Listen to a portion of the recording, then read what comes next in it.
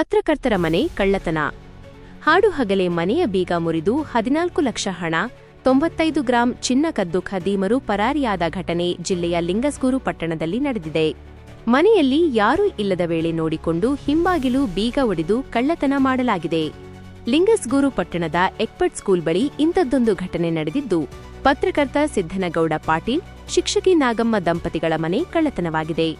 ಕಳ್ಳತನವಾದ ವಸ್ತುಗಳು: ಪಿತ್ರಾರ್ಜಿತ ಜಮೀನು ಮಾರಿದ 14 ಲಕ್ಷ ಹಣ, ಮಾಂಗಲ್ಯ, ಸರ, ಝುಮಕಿ, ಕಿವಿಯೋಲೆ, ಉಂಗುರ ಸೇರಿ ಒಟ್ಟು 95 ಗ್ರಾಂ ಚಿನ್ನ, 50 ಗ್ರಾಂ ಬೆಳ್ಳಿಯ ಆಭರಣಗಳು.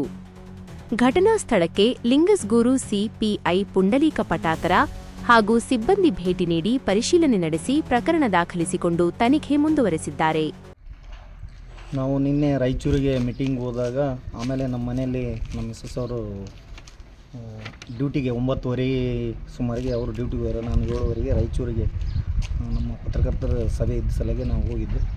ಆಮೇಲೆ ಅದರ ಮಧ್ಯದಲ್ಲಿ ಸಾಯಂಕಾಲ 5:00ವರೆಗೆ ವಾಪಸ್ ನಮ್ಮ ಮಿಸಸ್ ಅವರು ಮನೆಗೆ ಬಂದಾಗ ಮನೆ ಬಾಗಿಲು ಮೇನ್ ಡೋರ್ ತೆಗೆದು ನೋಡಿದಾಗ ಹಿಂಬಾಗಿಲು ಹೊಡೆದದ್ದು ಗೊತ್ತಾಗಿದೆ. ಅದನ್ನು ಒಳಗೆ ಹೋಗಿ ನೋಡಿದಾಗ ಎಲ್ಲ ಲಾಕರ್ ಮುರಿದು ಗೊತ್ತಾಯಿತು. ಅದನ್ನು ಆಮೇಲೆ ನೋಡಿ ಪೊಲೀಸರು ಬಂದ ಮೇಲೆ ಹಿಂಗಾಗೈತೆ ಅಂತ ಹೇಳಿದ್ವಿ.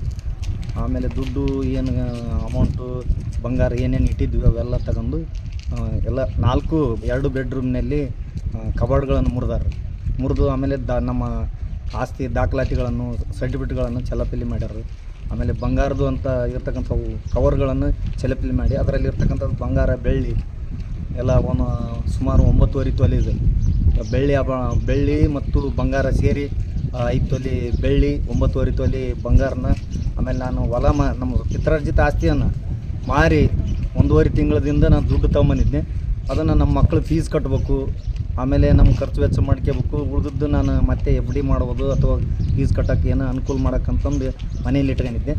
ನಾನು ಕೆಲಸದ ಒತ್ತಡದಿಂದ ಮನೇಲಿ ಇಟ್ಟು ಹೋದಾಗ ಈ ಥರ ಮುಂಜಾನೆ 7:00ರಿಂದ ಸಾಯಂಕಾಲ 5:30 ಮಧ್ಯದಲ್ಲಿ ಈ ಘಟನೆ ನಡೆದದ್ದು ಗೊತ್ತಾಗಿದೆ ನಮಗೆ. ಆವಾಗ ನಾವು ಪೊಲೀಸರಿಗೆ ಮಾಹಿತಿ ಕೊಟ್ಟಾಗ ಅವರು ಬಂದು ಸ್ಥಳಕ್ಕೆ ಪರಿಶೀಲನೆ ಮಾಡಿದ್ದಾರೆ. ಇದು ಏನಂದ್ರೆ ನಮ್ಗೆ ಈ ಥರ ಹಗಲು ದರೋಡೆ ಆಗಿದ್ದಲ್ಲ, ಇದನ್ನು ನ್ಯಾಯ ದೊರಕಿಸ್ಕೊಡ್ಬೇಕಂದು ಪೊಲೀಸರಲ್ಲಿ ನಾವು ಮನವಿ ಮಾಡ್ತೀವಿ.